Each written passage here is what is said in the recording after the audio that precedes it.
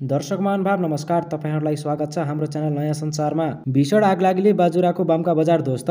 बुढीगंगाका mayor भन्छन् dozer र ट्याङ्करको सहयोगमा बाम्काको आगो निभाउँदै। बाजुराको बुढीगंगा नगरपालिका 6 स्थित बाम्का बजारमा लागेको आगलागीले बजार क्षेत्र पुरै ध्वस्त भएको छ। मेयर रामबहादुर बानियाका अनुसार आगलागीबाट 40 भन्दा बढी पसल जलेका छन्। आगलागी स्थलमै रहेको मेयर बानियाले त्यहाँको अवस्थाबारे जानकारी गराउँदै अनलाइन खबरसँग भने निकै ठूलो आगलागी भएको छ। कम्तीमा 40 वटा पसल पूर्ण रूपमा ध्वस्त भएको छ। क्षति यकिन भएको छैन। उनका अनुसार आगलागीबाट कुनै मानवीय क्षति भएको छैन।